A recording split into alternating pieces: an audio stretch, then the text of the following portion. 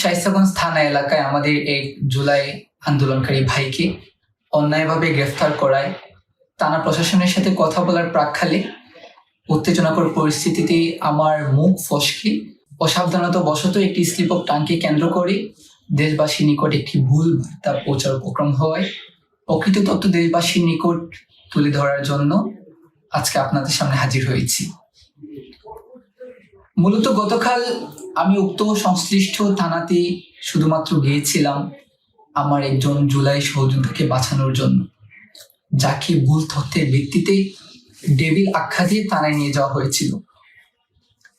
আমার স্থানীয় সহযোদ্ধাগণ, ভুক্তভোগী পরিবার এবং ইনফ্যাক্ট আমি নিজে উক্ত সহযোদ্ধার আন্দোলনে তার যথেষ্ট ভূমিকার যথেষ্ট প্রমাণ সম্বলিত তথ্যগুলো প্রশাসনের নিকট বারবার উত্থাপন করলেও তারা তাকে ছাড়তে টালবাহানা শুরু করলে এক পর্যায়ে আমি নিজের উপর নিয়ন্ত্রণ হারিয়ে ফেলি।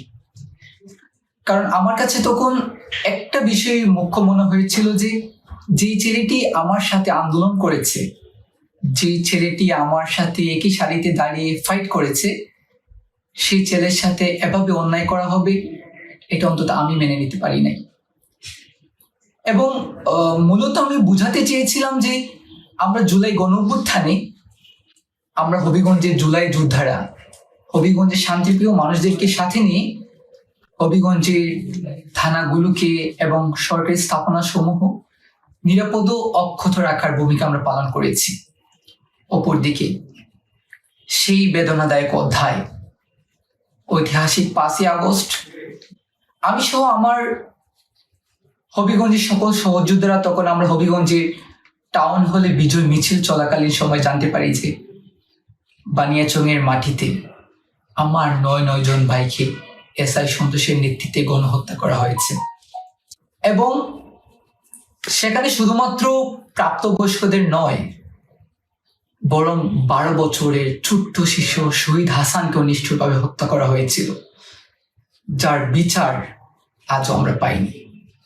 একই সাথে মারাত্মকভাবে আহত হয়েছিলেন কয়েক শতাধিক ছাত্র জনতা।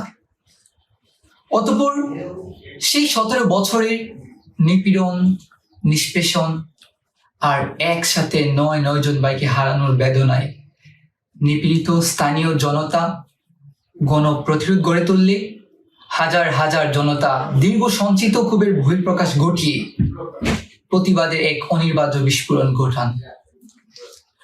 উল্লেখিত ঘটনাটি জানার সাথে সাথে আমরা পরিস্থিতি নিয়ন্ত্রণের জন্য তৎকালীন আর্মি ক্যাম্পের সাথে যোগাযোগ করি এবং তারা সেখানে উপস্থিত হলে বহুল ঘটনার পরবর্তী সময়ে তারা পরিস্থিতি নিয়ন্ত্রণে আনতে সক্ষম হন। দেখুন, আমি একটু বেশি স্পষ্ট করতে চাই, কিছু সংখ্যক প্রশাসনের লেবাসধারী ফ্যাসিস্ট রেজিমের অংশীজনের বাহিরে সামগ্রিক পুলিশ বাহিনী আমাদের শত্রু নয়, বরং 4 আগস্ট হবিগঞ্জকে ফেসিবাদ মুক্ত করার পর থেকে আমরাই হবিগঞ্জের ছাত্র জনতা তাদেরকে সর্বোচ্চ সহযোগিতা করেছি এবং সকল থানাগুলোকে আমরাই পাহারা দিয়েছি এবং একই সাথে থানাগুলোকে তথা সরকারি স্থাপনা সমূহ রক্ষা করার চেষ্টা আমরাই করেছিলাম। আজকে আমি অত্যন্ত উদ্বেগের সাথে লক্ষ্য করেছি আমার বিরুদ্ধে যেভাবে কুট করে একটি স্লিপ অফ টাংকে বিভিন্ন মিডিয়ায় ছড়িয়ে দেওয়া হয়েছে, সেটি আমাকে চরমভাবে মানসিকভাবে বিধ্বস্ত করেছে। তার বিপরীতে আমি শুধু একটা কথাই বলেছি যে আমাকে আঘাত করুন, আমি মাথা পেতে নিব, কিন্তু প্লিজ আমার উপর বেইনসাফ করতে যে আমার বানিয়াচংয়ের যে 9 জন ভাইকে গণহত্যা করা হয়েছে, প্লিজ তার বৈধতা দিবেন না। আমি শুধু একটা কথাই বলতে চাই, আমি আমার সকল জুলাই যোদ্ধাদেরকে আমি হৃদয় থেকে ধারণ করি।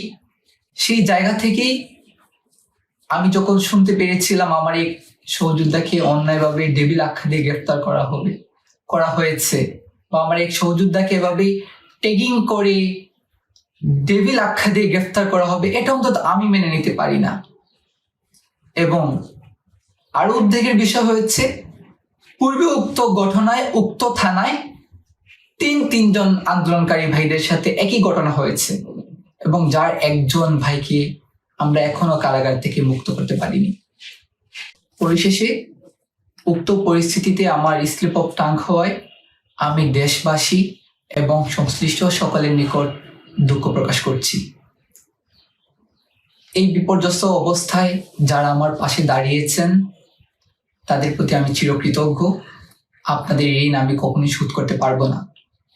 এবং যারা আমার এই ভুলকে অপব্যাখ্যা দিয়ে সমাজে ভুল মেসেজ দিচ্ছেন, দেশবাসীকে আমার বিরুদ্ধে একটি অপব্যাখ্যা ছড়িয়ে একটি ভুল নেগেটিভ দাঁড় করানোর চেষ্টা করে যাচ্ছেন, তাদের প্রতি আমার একান্ত অনুরোধ, প্লিজ ভুলকে সবসময় ভুল হিসেবে চর্চা করুন।